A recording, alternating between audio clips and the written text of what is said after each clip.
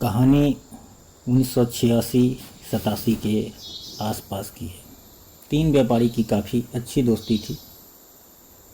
रामाशंकर, प्रेमशंकर और राजन तिवारी। रामाशंकर की किराने की दुकान थी, प्रेमशंकर कपड़ा बेचते थे और राजन तिवारी की दवा की दुकान थी। चौक पर तीनों की दोस्ती से सभी अवगत थे। तीनों मित्र 10 बजते बजते अपनी दुकान बंद कर साथ साथ घर के लिए निकलते थे। 11 बजा। राजन तिवारी ने कहा, क्यों प्रेम भाई, आएगा कि नहीं? तभी प्रेमशंकर बोलता है, पूछ लीजिए ना रामाशंकर भाई से। रामाशंकर भाई क्या कहते हो, चला जाए घर? अब आज वो आने वाला नहीं है।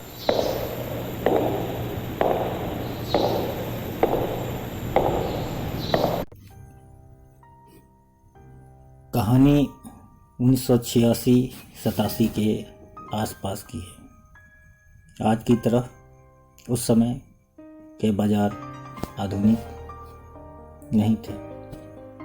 कोई भी चौक चौराहा उतना सजा धजा नहीं था। बिजली भी राम भरोसे ही थी। कुछ संपन्न दुकान जनरेटर व्यवस्था उपलब्ध कराई हुई थी। बाकी लैंप लालटेन पर ही दुकानें चला करती थी। दुकानदारों को 5 या 6 बजे से रात 10 बजे तक जनरेटर की सुविधा उपलब्ध थी। सभी दुकानदार 10 बजते बजते अपनी दुकानें बंद किया कर लिया करते थे और अपने अपने घर चल देते थे। तीन व्यापारी की काफ़ी अच्छी दोस्ती थी। रामाशंकर, प्रेमशंकर और राजन तिवारी। रामाशंकर की किराने की दुकान थी, प्रेमशंकर कपड़ा बेचते थे और राजन तिवारी की दवा की दुकान थी। चौक पर तीनों की दोस्ती से सभी अवगत थे। तीनों मित्र 10 बजते बजते अपनी दुकान बंद कर साथ साथ घर के लिए निकलते थे।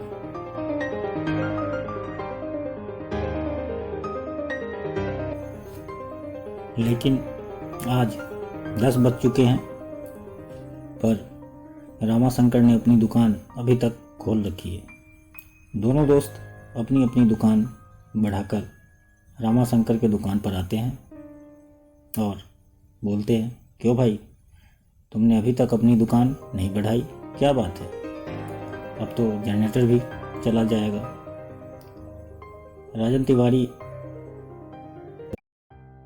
ने रामाशंकर से कहा।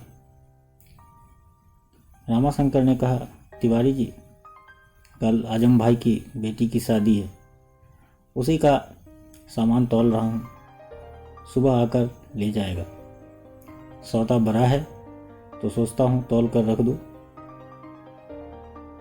मुझे आधा घंटा और लगेगा, आप लोग घर के लिए निकल जाओ। अच्छा ठीक है, तुम सौदा तौल कर अपना काम पूरा कर लो, कहकर दोनों मित्र निकल लिए। रामाशंकर को सौदा तौलते हुए 11 बज गए। सारा सामान तौलकर एक जगह रख दिया और बोला, चलो ये काम तो पूरा हुआ, कल सुबह आकर आजम भाई अपना सौदा ले जाएगा। तभी रामाशंकर को लगा कि कोई जोर जोर से सांस लेता हुआ इधर आ रहा है। यह सुनकर रामाशंकर थोड़ा सक पकाया। फिर थक थक थक थक की आवाज़ से वह सहम गया। लाइट भी नहीं थी। दुकान पर लैंप रखी थी। सारी दुकानें बंद थी।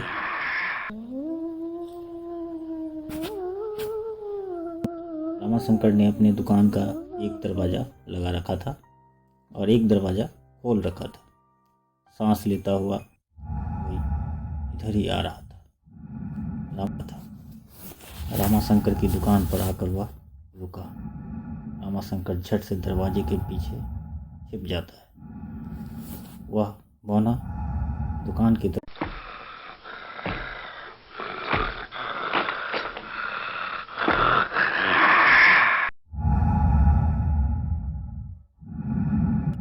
रामाशंकर ने दरवाजे से छिप कर देखा।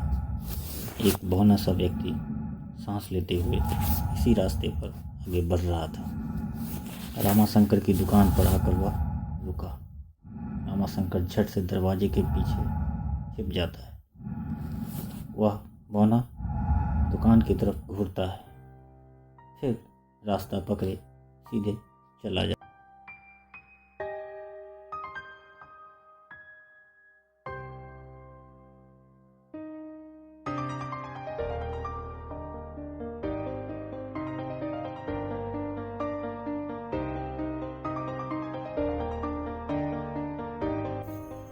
रात 11 बजे तक जब रामाशंकर घर नहीं पहुंचे तो भाई तुरंत दुकान पर आ गया और पूछा, क्या हुआ भैया, आप इतनी देर तक दुकान पर क्या कर रहे हैं?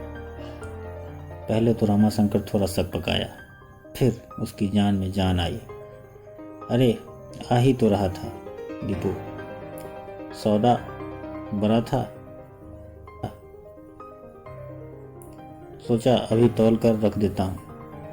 कल आजम भाई की बेटी की शादी है, सुबह आकर वो अपना सौदा ले जाएगा। अच्छा चलिए, अब घर चलते हैं। अगली सुबह रामाशंकर ने रात की आप बीती अपने दोनों दुकानदार मित्र को बताई। पहले तो दोनों को विश्वास ही नहीं हुआ।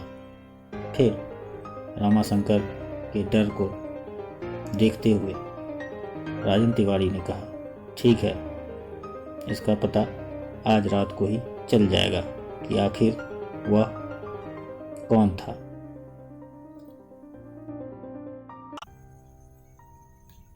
रात को सारी दुकानें बंद हो रही थी, पर ये तीनों दुकानों में कोई हरकत नहीं थी। इस पर एक चौथे दुकानदार ने प्रेम शंकर से पूछा, क्या प्रेम भाई, आप रात भर दुकान खोलकर ही रखोगे क्या? अरे नहीं भाई, बस हम लोग भी आ ही रहे हैं। जनरेटर की लाइट भी चली गई थी। चारों तरफ अब अंधेरा छा गया था। तीनों ने अपनी अपनी दुकान पर लैंप जला रखी थी। राजन तिवारी ने प्रेम शंकर से बोला,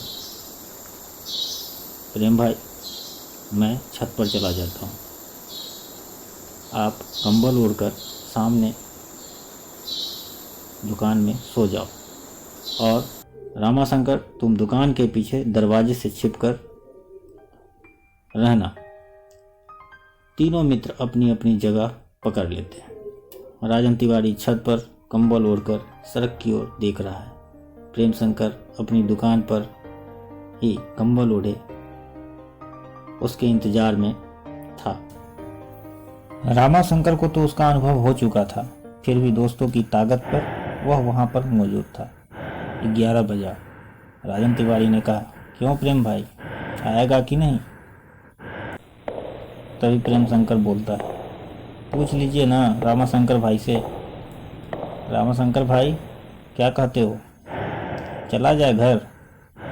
अब आज वो आने वाला नहीं है, कोई चोर होगा जिसे तुमने रात को देखा था। तभी सांस की आवाज तीनों के कानों में पड़ी। तीनों मित्र छिप गए। राजन तिवारी एकटक छत से सड़क पर देख रहा था। कंबल ओढ़े प्रेम शंकर दुकान से सड़क पर नजर जमाए हुआ था। दरवाजे के पीछे छिपा रामाशंकर तो पहले से ही डरा हुआ था। तभी सांस लेता वो ठक ठक ठक ठक करते प्रेम शंकर की दुकान के ठीक सामने आकर रुका। प्रेम शंकर ने ज्यों ही उसे देखा, कंबल मुंह की ओर तान लिया, लेकिन उसका पांव दिखाई देने लगा। प्रेम शंकर को लगा कि किसी ने जोर से उसके पैरों पर एक छड़ी मारी हो। अब तो प्रेम शंकर जोर से चिल्लाया, बापू। राजन तिवारी जो छत पर से यह सब देख रहा था, सुनकर छत पर से ही नीचे गिर गया। रामाशंकर यह सब देख झट से अपनी दुकान के दोनों दरवाजे बंद कर दिए। जब ये लोग घर नहीं पहुंचे तब इनके घर वालों को आश्चर्य हुआ। इनके घर वाले तुरंत ही इन लोगों के दुकान पर आ गए। देखा